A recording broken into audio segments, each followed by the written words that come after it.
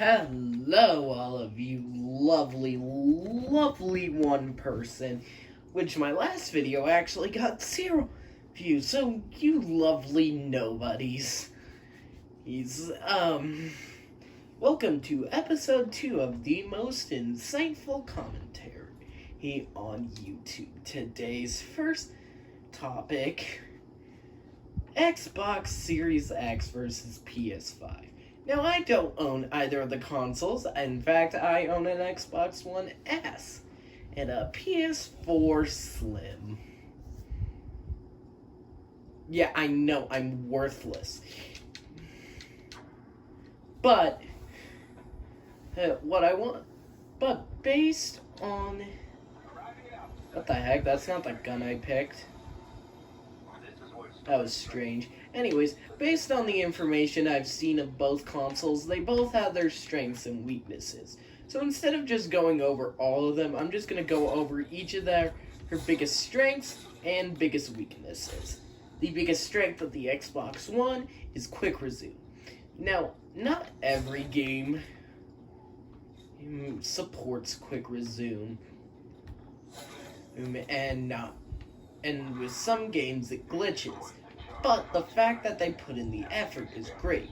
What quick resume does is you can just turn off a game, and then whenever you're done and whenever you want to come back, you just come back to it. Which is actually really good for Call of Duty Cold War itself. Let me explain. A lot of the times, world records in Call of Duty games end up ending because people don't have the time. They kill themselves because they feel like they've gone to a high enough round. But with quick resume, that wouldn't have to be a problem. People would have more time to get world records. Maybe even legitimately get to around 250,000. I don't know. I don't care either. But here's a more important thing, the worst thing about the Xbox Series X. And the worst thing about the Xbox Series X is the games. Now, the most recently released Xbox exclusives all seem great. There's just one problem. None of them are exclusives. Sorry for that extended period of silence. So I don't write scripts for these, and I try to do them in one take, so... Yep, insightful. Insightful.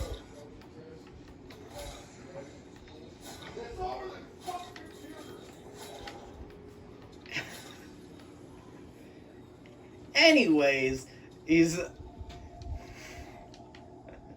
I hope you like this great extended period of silence. This is very awkward. Now, what was I saying? Oh yeah, no exclusive games. The Xbox Series X has no exclusive games. All the games that are made that are all supposed to be...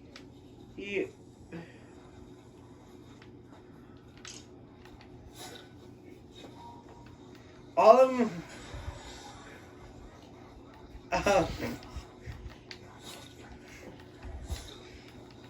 most insightful commentary on YouTube. Just step in front of the camera, no one's gonna watch this.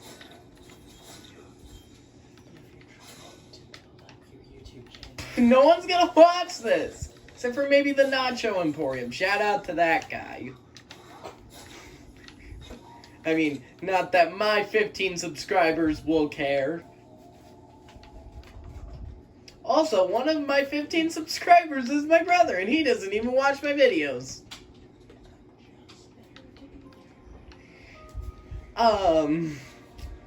Anyways, no games. That's bad. It's bad to have no games. They do have a couple console exclusives, but the problem is all of their console exclusives can also be played on PC. And they're also making sure that every game for the next 2 years will be released on both platforms. That's kind of stinky. But, next, we gotta talk about the PS5's biggest strength. The controller. You know, PS5 has an overhyped controller. I'm just gonna put that out there. The way other people I've heard describe it, like Rerez, have said that it's probably one of the best controllers, if not the best controller ever created, and it really feels like the future. I very highly disagree with that.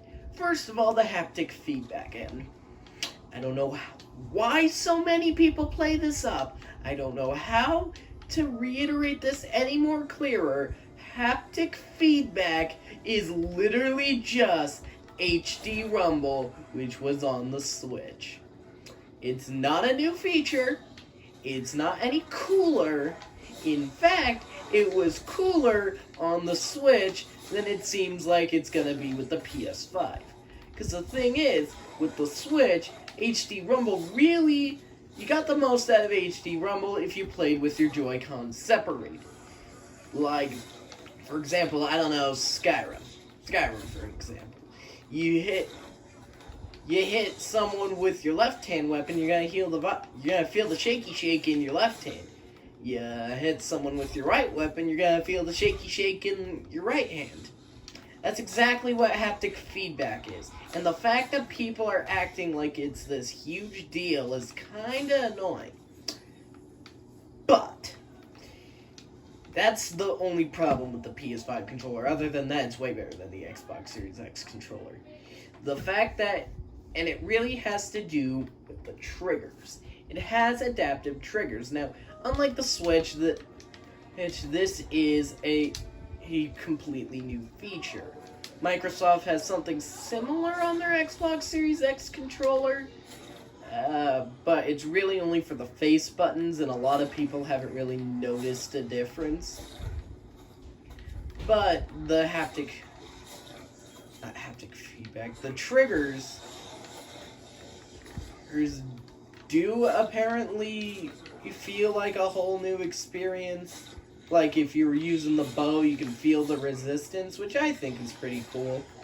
I mean, I don't see any problem with the current triggers. I really don't think they're bad. I don't think we need something new. But hey, you want to innovate, you can innovate.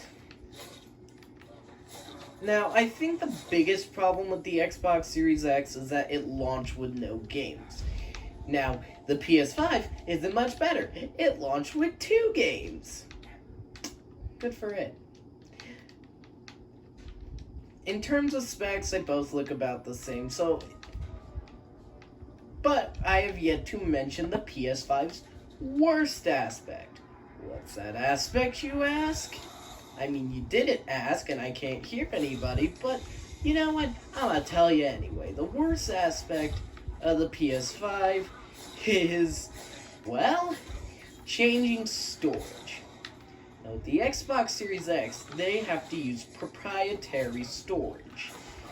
It's kind of stupid, considering to buy that storage, you need to pay pretty much half the price of the actual console. Yeah, I'd rather just use a USB terabyte, thank you. But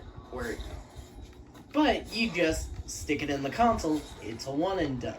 With the PS5, you have to unscrew both the side plates, unscrew a flap to reveal the port, and then you can switch out SD cards. And nice touch that you can use SD cards, but come on, man. And the Xbox Series X has 800 gigs basically built in. I mean, it says a terabyte, but you gotta deal with formatting and stuff. While the PS5 has 600 gigs. Well, rounded up, it's more like 700. And now with formatting, it's 825, but still. So you won't even have to buy. You might not even have to buy the Xbox Series X proprietary stuff, and even then. So because of that, I don't really think that's good for or the PS5. But yeah, so if I were to compare their strongest and weakest links, I would honestly say myself that the Xbox Series X shows more promise, but with the rise of cross-play and the fact that Microsoft has pockets so deep they could probably give away the Xbox for free and still turn a profit overall, well, I'd really say make your own informed decision. Don't argue about stuff. Now, something that does not require an informed decision and is an absolute travesty on humanity is in relation to a certain website that will not be named. Anyone who has visited it, there's no debating that. In fact, if you look at that certain website search results, there's actually more women who look at it than men, which is funny when you think about it, considering a lot of people think men are making it. Now, there is a new rule that is being added to the unnamed site that everyone has heard of, aka the Hub. I don't know why I'm sugarcoating this. I'm not going to get monetized for this, since I only have 15 subscribers. In any case, though, Pornhub has had all of its non-verified creator content removed, which honestly is a good decision. I know a lot of you might not agree with that, especially because of the funny videos like Old Man Frickson. I was talking about very sensitive subjects. Despite the fact we'll no longer be able to see such great classics as Old Man F's An Entire Galaxy or Young Fox Gets Hard Pound from Pikachu, it's actually good because most of the content from non-verified creators were, how do I say this, very illegal. Either it being revenge or full-blown assault. There was apparently one story where a woman had that happen to her, and she had to pretend to be a lawyer to get something done about it. So, I guess it is kind of fair. However, there are people on that website verified as Barack Obama and God. So, yeah, the verification process isn't as difficult as YouTube's.